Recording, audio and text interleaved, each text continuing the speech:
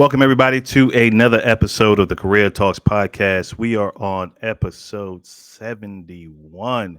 We are trucking along here, and I have an amazing guest with an amazing topic. But before we get to her, real quickly, today's episode is sponsored by the Career Accelerator Planner. It is a planner designed for you, the corporate professional, for you to track your performance, your wins, and your value in one place. So if you're in the midst of having career conversations around merit increase, salary, promotions, or you're looking to transition your career, or need your resume updated, you've already tracked all the crucial content in this planner for you to go on to the next level. So head on over to the careeracceleratorplanner.com to grab your copy. I say this every week. It's kind of a pat on the back. I just find amazing guests. Like the guests what makes the podcast. It's not myself. It's the amazing guests, and this topic is going to be crucial.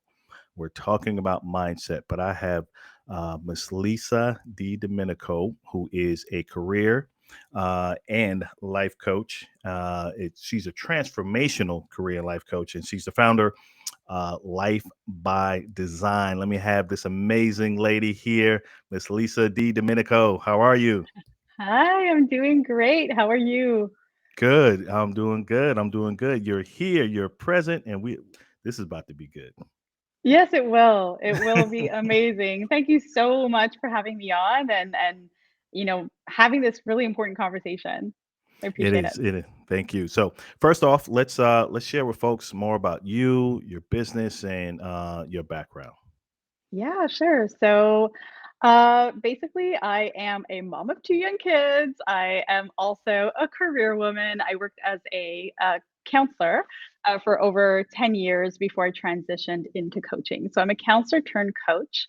And after completing my MA in counseling psychology at McGill University and working in the field for a number of years, I myself was feeling frustrated, unfulfilled, dissatisfied, and I couldn't quite figure out why. And the irony is, and I actually haven't said this very often publicly, so here we go. I didn't really believe in what I was doing as a Mhm. career counselor because I saw the gaps. I saw there were things missing in the approach. And it wasn't until I went through my own career search, trying to figure out why I was feeling so unfulfilled, that I found the missing pieces and how my business, my approach, and all of the rest is history. It's how everything was born. So today I focus on really helping unfulfilled professionals create long-term sustainable fulfillment in their career and life. And we'll be talking about the missing key ingredient to what I wasn't doing before, or what that we rarely see in traditional career approaches, which is mindset. Love it. So here's the point I want to make, and you made it when we spoke earlier. And folks, I wish I would have recorded that because that initial conversation between Lisa and I literally had to say, okay, stop, stop, stop, because this is the information folks need to hear. Is that you said you worked in the intersection between career and I believe psychology for a while. Right. So, because of your background, share with folks that you're not doing clinical psychology now. So let's make that clear. Yes. Share with us that piece in your journey and when you had that epiphany around like, wow, I'm not happy, but let me dive into the tools that I have to get where I need to be in my mindset. Yeah, sure. So I studied psychology. My bachelor's degree is in psychology, and my master's degree is in counseling psychology. And here in Quebec, there's several laws that kind of govern the different orders, and I was part of the order of guidance counselors. There were some law changes Mhm. before I graduated, but I was trained clinically, but I wasn't allowed to work clinically. So I worked as a guidance counselor for years, but I had a lot more knowledge, a lot more clinical knowledge, and that allowed me to do different things. Like I was doing psychoprofessional assessments, I was doing rehabilitation assessments. I've also worked in schools with teenagers. I honestly did a lot of different jobs because I too was soul searching, right? I was trying to find my place. And it was really when I got into private practice, when I was doing private practice, I was really working with usually mid-career professionals, so people who were coming to me because they were unhappy, burnt out, just craving something more or different. They wanted to Mhm. feel happier and more satisfied in their work. And these are usually outwardly very successful people that just didn't feel happy in their life. And in the work that I was doing, you know, what I noticed is that a lot of the clinical symptoms we see, so like the burnout, the anxiety, the depression, there was, it was often, I'm going to see, exacerbated Mhm. by the way they were living and working, which really just wasn't working for them. And so, I thought to myself, if we can really get at the core of how they're living and working, and especially the working piece, because it takes up so much of our life, we can really, like, I can really help these people feel better. And so I was always navigating this kind of line between psychology and career, but career is really its own thing here in Quebec, and psychology is its own thing. And so, so while I would work at the career level, I'd often notice that when I help people make decisions that were in alignment with what they really truly needed, not what they thought they should be doing, um, it would help, not just Mm. at a career level, but at a psychological level. So that's when I was like, there's something here. And, I couldn't always quite put my finger on it, but it was when I went through my own career journey that I realized that I myself was actually not allowing myself to do the things that I knew I needed to do in order to feel satisfied, fulfilled in my career and my life. And part of that was because I had stories about why I could not do those things, Mm. or I had fears as to, um, you know, fears about doing those things. And that was preventing me from even exploring those options. And so, and that's something I didn't just notice in myself, I noticed in my practice at the time when clients would come to me and say, I need help figuring out what I need to do. I'm like, great. But the second you would try to get into a little bit of self-reflection, it was like, okay, but can we just, do you have a career test? Can you tell me what the next step is? And I was like, yes, those are helpful, but there's more work here. And there was often like a reluctance to want to do that work, and that was actually part of what was leaving me feeling frustrated and unfulfilled as a professional, because I knew that surface level work would yield surface level results. Love it. And I really truly wanted to help these people not just find a job, but find fulfilling work and create a fulfilling life. And there is a big difference there. So this is what I now have like puzzled together and created a program that really gets at that. And I love that because it's not necessarily, because this is what you said too, and I agree. It's not necessarily about just getting clarity. You're saying let's go back a step, right? Let's get into the mindset first versus just pivoting so quickly to be like, okay, I don't want to do HR. I want to go project management now. Well, that's a quick pivot. Why? Let's peel back some onions. Why? So, as you're coaching folks in your business, what are some of those layers that's uncovering that for them to be like, wow, I was completely confused. I thought all I had to do was pick a new position or new opportunity and go for it, and that would be fine. But uncovering stuff that, like, nope, there's a deeper layer here that you left untouched. Right. I think a lot of people, they think to themselves, if I could just figure out what to do next. A lot of people know what they don't want to do, right? Like what's no longer working for them. Hmm. And the clarity piece is, what do I do next? Where do I need to go to be happy, to feel fulfilled in my work? That's one question. And the question is, well, what do you need to be happy? What actually provides you with a sense of happiness and fulfillment? And that's usually when I get blank stares, Hmm. right? And it's like, okay. So if you don't know what you need to feel happy and fulfilled, how do you know what to look for in a job? You don't Mm. know. So that's step one. The other piece about clarity is that, um, clarity is actually, it comes from having an understanding of who we are. And I think in the career space, we often want to stay at like, what skills do I have? What can I do with the skills and knowledge and competencies that I already possess? And that's an okay question to ask. There's nothing wrong with that question. What's missing though is, what part of those skills and competencies do you actually enjoy using? Mm, And this is the question we're not asking ourselves. So if you're coming from a background where you've been doing the job and using the skills, and you're now sitting in front of me saying, I don't like what I'm doing and I'm unhappy and it's work related, well, then it's not enough to say, what skills do you have? And then let's use them over here, because you're just changing six of one for half a dozen of the other. And it's a question of time before you end up in a new role, a new company, using the same skills essentially, and feel the same way. Because what you haven't differentiated or discerned is what part of those skills you want to be using. And it's not because we know how to do something that we actually enjoy doing the thing. You could be really good at math and hate doing math, right? So hmm it's really identifying what I call that zone of genius. What are those things that you're really good at that you also enjoy doing? That's where you should be working. That's where you should be. Those are the skills you should be using to inform and pivot your next decision. The issue is we often look at what are the skills you have and just kind of say, what else can you do with them? And that's not always enough. It'll be enough to get a job, but it won't necessarily be enough to get a fulfilling job. And the other part of clarity is that clarity, people think clarity comes then when we figure out, what to do.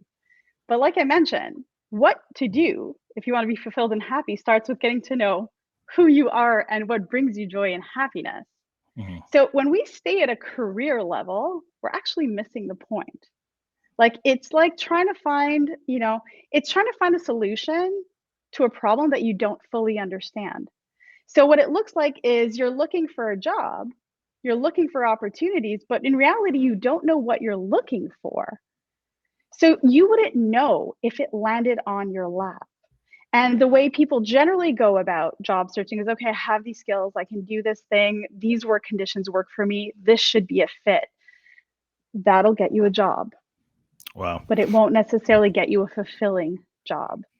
And so, last thing on the clarity piece is a lot of people don't get clarity because they're not willing to do that depth of work of like the whole self reflection and who am I, what's important to me, what provides me with a sense of meaning, fulfillment, and purpose.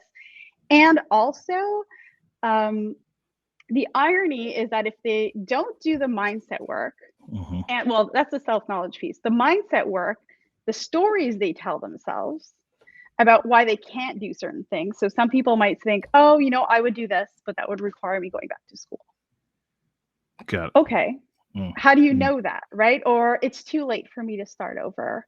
I don't have what it takes. And those come in and create psychological barriers to your exploration. So they actually don't allow you to explore options that might be suitable to you. Why? Because you are afraid that you don't have the skills. You are afraid that you'll have to go back to school, or you're afraid that you're too old. And that those psychological barriers actually prevent you from achieving clarity. So the mindset piece is not just pivotal in actually achieving clarity, it's also pivotal in actually taking action toward achieving the goal, because it doesn't matter if you have clarity on what you want and can't move wow. because the fear's got a grip on you. So it really is a game changer. So many ways to go. That was a mouthful. I know. I'm Yes. sorry. That was a What? No, this is mouthful. amazing. It's amazing. So, I wanted to touch on what you said just a little bit ago, when you said people are not willing to go in depth. Is in what popped in my head was we fear doing the counseling because we prefer the coaching, right? So the Mhm. counseling requires us to do the work, more or less, more Yep. deeper. Coaching, we're told what to do, and it's easier. We're not doing that hard, deep analysis, thinking, processing. It's just, okay, this is what I need to do. I can pay you, get a result, and I'm off and running. Versus the counseling, it's deeper. It's like, no, you got a ton of self reflection homework to do so we can uncover really what brings fulfillment. And then to your other point about the fear, is it what's causing that fear to go after what fulfills us versus what just feeds us? Um, okay, so to answer the first piece, I want to nuance. It's not because that we're doing self-reflection that we're hmm necessarily counseling. You can be asking questions as a coach that, involve self-reflection, right? Hmm. It's Hmm. it's it's my job as a coach to ask questions that will move the needle forward in the direction that somebody is going. So I think that's a, just so like we understand, like I see it as personal development, Yeah. Okay. if you like, Hmm. right? Like that self-reflection, it's creating that self-awareness. Then there's your question about the fear. Can you repeat that?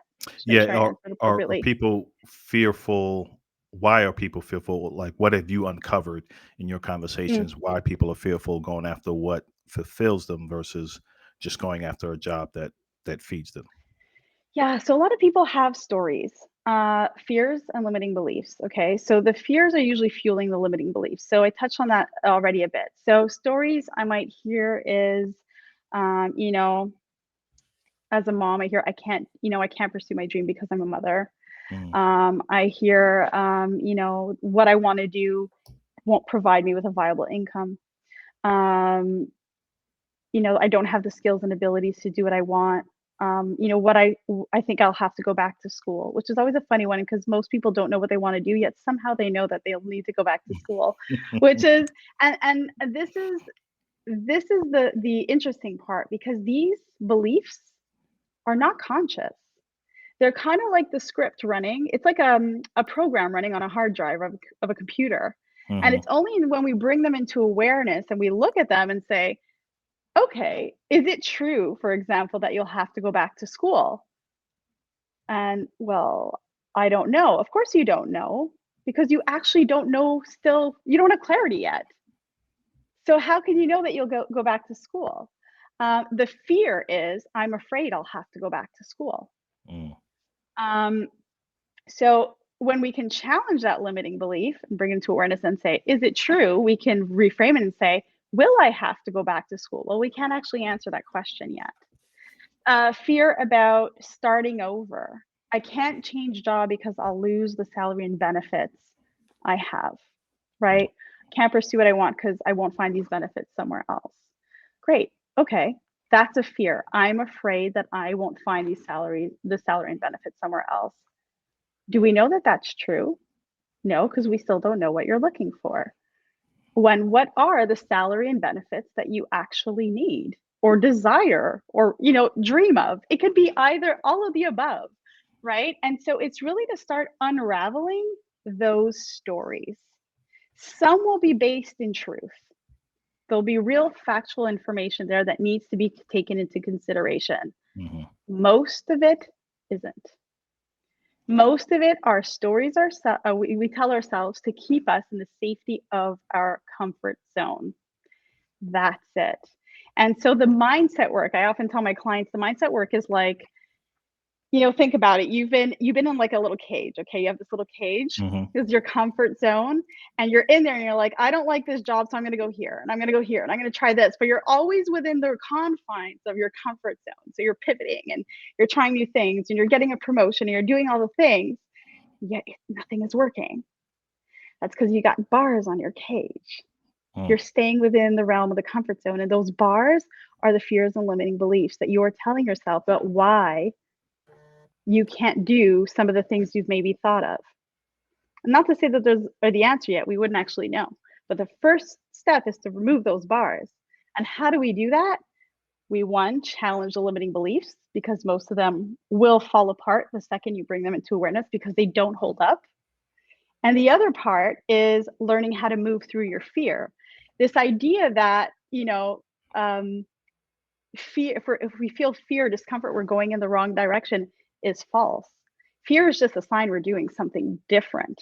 Mm. It's a sign we're changing. It's a sign that we're doing something we've never done before.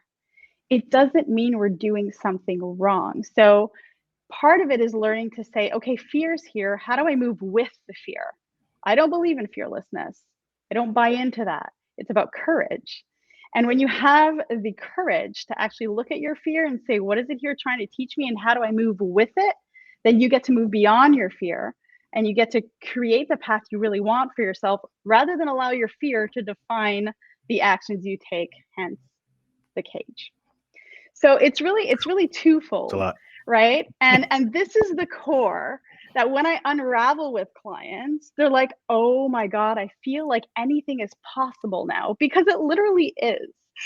Like anything is possible. And I full heartedly believe that. What's going to come refine things after that is Mhm. the understanding for you as to what you need from your career, who you are, what you need to feel happy, like I mentioned before. And then also understanding your priorities. One of the other things I really dive deep into are values. What are your core values? And not just what are they, what do they actually look like? How will you know you're living in alignment with them? And how do you, what would that look like in your day to day? And why? Because if you don't know what to prioritize in your life, you're never going to be you're never going to be prioritizing the right things. We all have a ton of values, but which ones Mhm. count? Which ones are needle movers? Which ones provide us the greatest sense of fulfillment, accomplishment, confidence, all that good stuff when we are living in alignment with them? And that applies to work in that it will inform the kind of work you do. A lot of people are like, I'm looking for more meaningful work, more sense of purpose. Well, guess where you're going to find that information? In your values. And so, I want more work life balance. Great. What does that actually look like? Because work life balance for me won't look the same for you. All right. What does success mean to you? It won't mean the same thing for me as it does for you. So, really getting crystal clear on what those things are. And what it allows to do from a career perspective is, I'm sure many will be able to relate to this. How many times you've looked at a job description going, okay, I could do this, I could do that, but this doesn't work for me. The salary isn't good enough. The schedule doesn't work.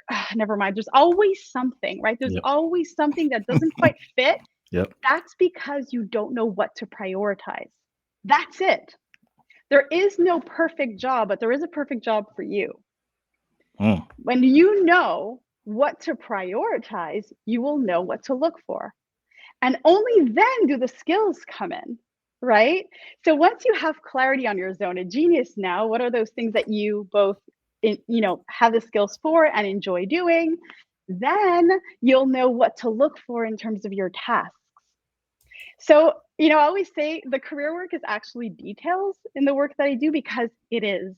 Most of my clients, I separate my program in four phases. So you have like the mindset work, the personal development work, the career work, and then the action taking work. And most people achieve clarity by phase two after mindset work Mhm. Mhm. and personal development work. The rest is details.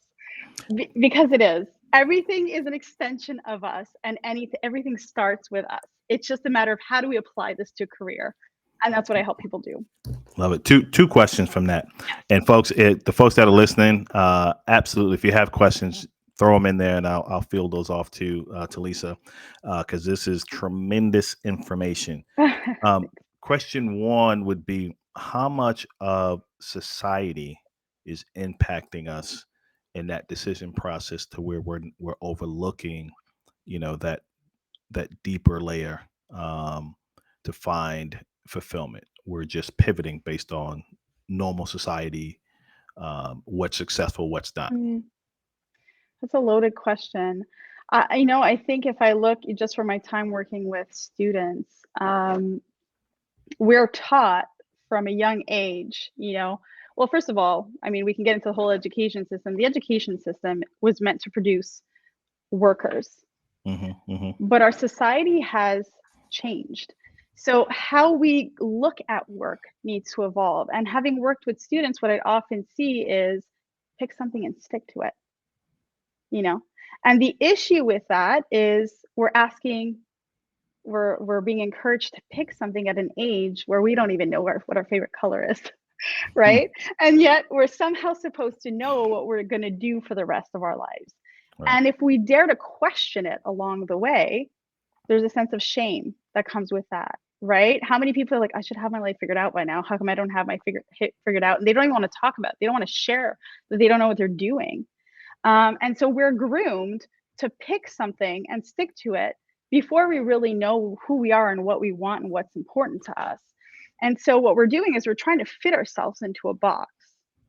And what I'm trying to flip on the head is, let's not look at career from, what box do I fit in, but rather who am I and where do my skills connect? What box do they connect to? Right? So it's like this coming from you versus it's like an inward out process versus an outward in. Okay. And we hear a lot of people thinking like, "Oh, I feel like I'm a square peg trying to fit in a round hole." Mm. Yeah, because you are, right? Like this is what you've been taught. But we live in a society today where we have so much opportunity that we can have the privilege to work from the inside out. Who am I? What's important to me? What skills do I want to bring forward? What impact do I want to have in the world? Great. What companies and jobs align with that? Inward out. So I Hmm. think we need to start changing the story about career from that level. The other thing is we need to start giving ourselves permission to change our mind. One of the things that I've noticed is that, about the shame, if we don't know what we want or if we change our mind, the problem with that is we are constantly growing, evolving, Hmm. changing. Okay. And what happens is the world around us does too. It's constantly growing, evolving, and changing. So, how can we possibly expect what is important to us at 20 years old, 25 years old, to be the same thing at 35, 45, 55, 65, and on? All right. It's not. It won't be. Yet we put this pressure on ourselves, and it's not our fault. It's what we're taught to do that pick something and stick to it. Um, Whereas I like to say, you only need to take the next aligned step for you for now because something's going to happen. You're going to grow and evolve and change. And maybe your dream job will fizzle out, not because there's anything wrong with your dream job, but because of that dream job, now you have new interests and passions and skills that you want to put to use. And that's a normal growth and evolution. And we need to normalize that. Maybe you had, I know a pivotal moment in my life was having kids. Well, of course, my priorities changed. Mm. Of course, my vision on life and work evolved. So did my career as a result. So I think it's to just give ourselves that permission to grow. And people feel stuck when they stop allowing themselves to grow. That's it. And why do they stop allowing themselves to grow? Because they Mindset. have a story about why they can't. That's it. It sounds easy. You explain it so well, so eloquently, and Ah, so fluently. Um, but there are folks out there, right? Myself included. We all go through these mental barriers yes, of what's next, how do we pivot in career, etc. And this is really impacting career and life. It's not just career. yes, This is life. This is life changing, um, stuff you're talking about here. So with that, you touched on some of the beginning steps and went through some of the questions. What are some additional items if someone caught the last 2 minutes of this broadcast and they understood, oh, change the mindset, great, great, great, and you gave them maybe 2 to 3 quick actionable steps to get started yeah, before reaching out and getting coaching from you, what would those top 3 things be? yeah. Create awareness, reframe, practice. So what do I mean by that Mm, concretely? Okay. Um, Sit down with yourself, ask yourself, what are the stories I'm telling myself about why I can't achieve the thing that I want to achieve? You don't even need to know what the job, the career, like what are the stories you're telling yourself about why you cannot achieve career fulfillment? So, some of those stories that might come up are the things I mentioned before. It's too late. I don't have what it takes. And just map those out. Okay. Then they're already just in creating awareness, you're gonna look at them with a new eye because you're like, huh, like this doesn't even some of them won't even make sense. And then they literally just go poof and they disappear when they don't make sense because your mind can't they're not logical. They're not logical or rational, but so long as they're running unconsciously, you don't know that. So they're fueling your behavior. So just create awareness. What are the stories you're telling yourself? Reframe them. So this is really powerful because mhm. a lot of the things we tell ourselves, we treat as fact. This is a limiting belief, right? A limiting belief is the story we tell ourselves that we treat as fact. And when your brain processes a fact, well, guess what? It's a truth. right? Hmm. It's a truth. So if you say, I'm too old to make a change, for example, fact, period, we're done. So guess what? Your brain has shut out anything tied to that belief that would, you basically cage yourself in. You just said, well, you can't change, you're too old. So you stop looking, you stop processing. If you just flip it into a question, okay, by saying, am I too old to make a change? You just turn the search on. Like, see the little picture on your computer, the search. Hmm. So now you've created awareness, and now you're going to start looking around and you can look for evidence to the contrary. Are there other people my age who have made changes? Are there other people my age who have, made the changes that I'm thinking about doing? And just kind of challenge that thinking. But at the end of the day, even if you don't find answers, just turning the search engine on will make all the difference.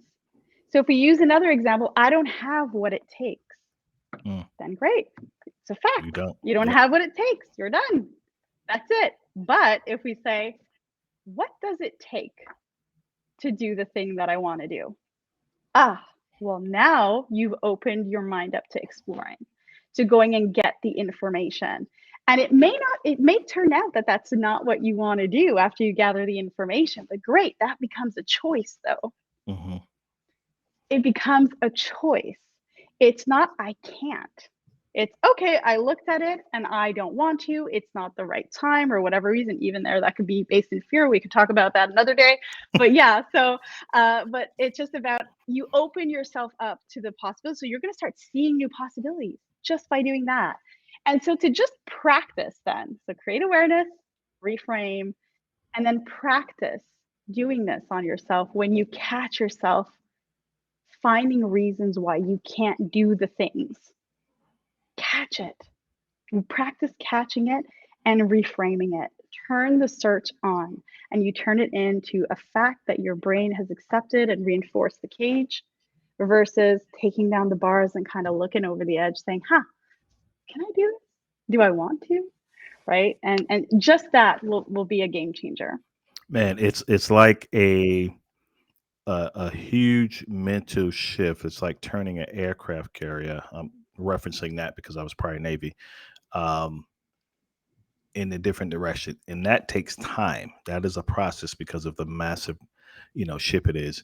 And so the mindset is the same. We're stuck in such a way, or we're going in such a way because of whatever external thoughts and internal thoughts that framed it. To make that turn can take some tremendous time. So it's a lot of mental effort um, Mhm. in what you're saying, which is always a struggle, right? The biggest battle is in our mind, and how you're breaking it down. Again, it's sizable bits, but I know some folks were like, "Oh, that just sounds like affirmations," but it's deeper. It It's is. it's far deeper in what you're saying. And I want to jump back to what you said about the four areas in which you coach by the four phases. By the second phase, you're saying people are gaining that clarity there. Are you seeing with your coaching some folks literally pivoting completely out of the industry and role they were in? They're just like, I don't want to do this anymore. Yeah, I'm looking to do this now. Yeah. How much So I of think that this you're seeing? this has been the most interesting part of my whole coaching experience. And I'll tell you why, because everybody comes to me thinking, I need to change job or I need to Hmm. change career. Everybody. And I actually did the math last week because I wanted to know the Okay. real numbers. Okay. More than 1/3 of my clients don't change job or career. Okay. Mm. So, why that is so important is because, again, the story people tell themselves is, I'll have to change job or career to be happy. Again, how do you know that if you don't know what you need to be happy and fulfilled? And it keeps them from asking for help because they fear that they'll have to make a change and they fear that the uncertainty of not knowing what that change will be. Mhm. Okay. But most people end up making either shifts in their workload, like the types of work they're doing, or internal pivots or promotions, and don't actually end up leaving the companies they're working for, so long, of course, that the company is receptive to their demands. There's obviously, or the requests, I should say, not their demands, but there's an openness on the other side. But at the end of the day, if you have a good employer that values you, they will listen, right? They will listen and they will try to adapt. And that has been the case for over 1/3 of my clients. I had one client who was an accountant who came in and she was like sweating, she not an accountant, an actuary. And she was like, oh my God, like, what am I going to end up doing? I have to change everything, the epitome of what success looks like. And, she gave me the whole Monty Python joke at the end. What do you mean I'm not going to be a lion tamer? Right? I'm like, no, you're not going to be a lion tamer. It was a very purposeful and intentional pivot she made. And this is the story of many of my clients. Some of them, of course, do end up changing jobs because either there's no opportunities that align with what they're looking for, or their employer may not be able or even receptive to the requests they're making. This is fairly new for some employers. And I've had a couple clients make total career changes, but there was already a sense of that coming in. But mostly, Orlando, we're talking about pivots within organizations or, in other organizations. And I've had a few clients go back to school. But again, even there, it was so intentional because it wasn't, oh, go back to school and see what happens. It was like, I want to go here. And okay, what do I need to go here? Okay, I need this, this, this, and that. Great. They've been to interviews, they've done the things, some are even working in the field, and they see it as an asset. So they end up going back to school because they know precisely how they're going to use that, or it's even funded by their employer in some cases. So this whole idea of like starting over and like swiping it clean, the slate, and starting from scratch scares people into complacency. And yet it's more of an exception with the clients I work with than it really is, the what do you say, the exception or the rule? The Right. rule, pardon. Yeah. It's funny. I want to say quickly that I didn't say hello to all the folks that are joining us, but thank you, thank you, thank you, and for your comments as well. My good friend Shannon, and then Dale for coming on again as well. Victoria, and then Am I pronouncing that right? Janina, how do you pronounce that? Janina. Sorry Janina? if I messed up. If I messed up your name, it's Lewis. But she says right, very timely for me because I'm sure over even the last 15 minutes of the stories we tell ourselves are limiting beliefs or limiting possibilities. Wish I Oh, caught awesome. the beginning. No worry, you will catch the replay. You'll see the link for that. No worries. So when it comes to, because you mentioned a little over 1/3 don't change, and so that leaves the remaining 2/3 or so that do change. But it's deeper than that because you broke it up to where some folks probably knew and maybe some didn't. So how much of that 2/3 the folks came at the end of working with you saying, I absolutely need to make a change because I understand what I want. I know the skills that I have, and this is what's bringing me fulfillment from those list of skills we discussed. Right. And I'm not going to find it in my current role. I need to go here. Right. That's right. How much are you seeing that of? Because I think Mm. with what just happened with the Great Resignation and all COVID and everything, I don't know if that would have caused knee jerk reactions for folks to jump ship. Because everyone wants to get into tech and thinking they're going to Yeah. land a 6-figure job real quick, based on monetary, or was it real thought provoking fulfillment action going through? I would say a good portion of the 2/3. Like I said, there's a few people that do end up making full career changes, but it's not that common. But the other, I guess, 2/3 is mostly people who realize that, okay, I know what I want and need now, and that won't be possible where I am, Mm, for whatever reason, right? For various reasons. So now it's about, okay, where can I apply these skills, competencies, and what industries and what roles? And obviously that's where I come in to help say, okay, this is how I work very much by a skills based search. So, not a job title based search, Mm, yep. or industry specific based skills search, because those as well can be very limiting. So, we start broad and we kind of bring it in as we go, but it's really to then say, okay, now in what way or capacity can we go find this? And I obviously support my clients in figuring out how to do that. Love it, love it. We're coming close to time, so I want to be mindful of that because I know you are busy and got folks, professionals, ready to dissect and unpack stuff that they don't even know they need to unpack. So I absolutely love it. Yeah, indeed. Share with us more about your program and how folks can get in touch with you, connect with you, and consume your information.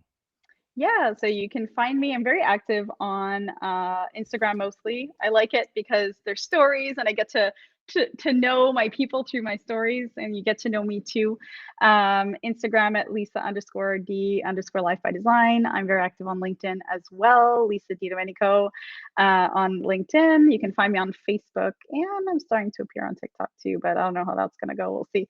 Uh, and if you want to connect with me, if any of this resonated, you can book a free connection call. So I offer a free call. The purpose of that call, it's not your sales call, it's a connection call. And the reason Mm, why mm. I call it that way, I mean, yes, we'll talk about the program if it fits, but we got to see if it fits. So it's to get to know me, it's for me to get to know you, and it's really assess if you're actually ready for coaching, because not everybody is. And so it's really to assess the fit and make sure that my approach is aligned with what you're looking for. So you can book a free connection call. And if you're not there yet, I offer freebies. I talked a lot about values today. I have the Ultimate Career Clarity Workbook that you can get for free. It's basically values work. And I also offer a free exclusive training for people who are trying to figure out how to get that clarity without, you know, losing their work life balance and starting over and taking a pay cut and all the things. So you can have a look at that free training as well. Someone just posted, can you post her contact info? Just connect with her, Sure. follow her on LinkedIn, and then you'll see everything there. It's easier that way for you. Don't know who that is. It just says LinkedIn user. But let me ask this guy, I ask this of every guest. What's your daily motivator, right? What gets you going Mm. to do the work that you do? I think okay, first there's a few. My kids. My kids are my motivator. My kids are why I started this business. Like I shared my story that I was once the unfulfilled professional, and it was Mm, impacting my mental health, the way I was showing up as a mom, and the way I was showing up as a wife, and all the mm, things that matter to me. And so kids do as we do, not as we say. And so if I wanted my kids to be happy, I needed to show them how. And so it was my daughter who was actually very much a catalyst to me starting all of this.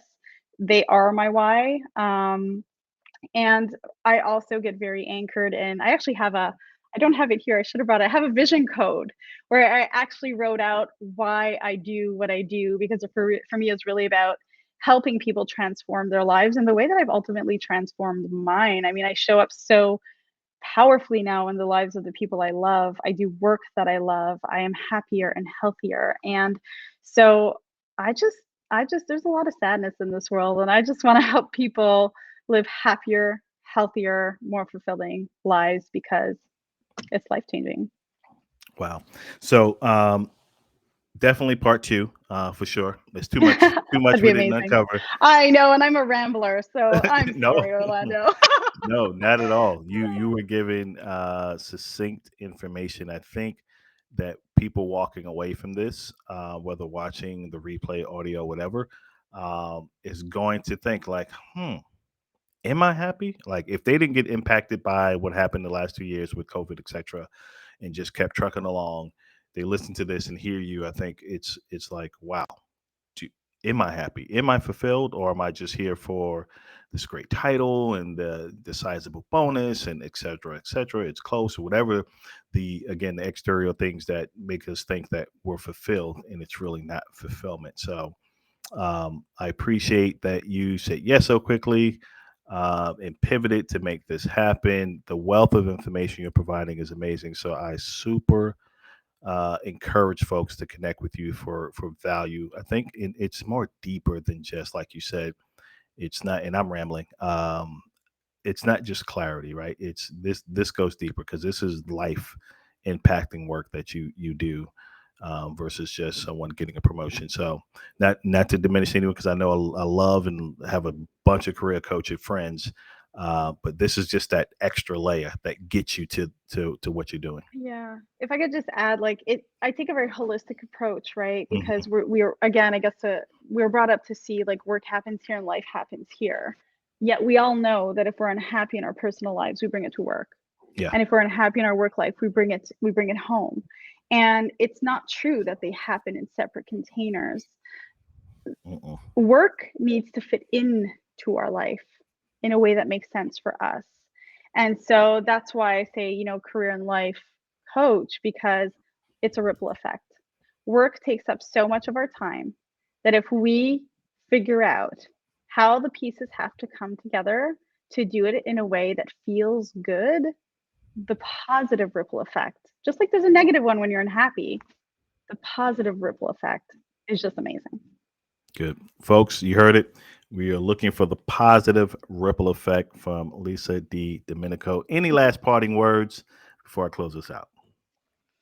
Don't settle. Don't Love it. settle. Don't settle. That's it. Love it. Thank you again so much, Lisa. Hold on one second. Thank I you, know you got to Orlando. go. You have a client coming. And folks, tune in this week for another guest. And we appreciate you. Talk to you soon. I appreciate you. Thank you, Orlando. Bye.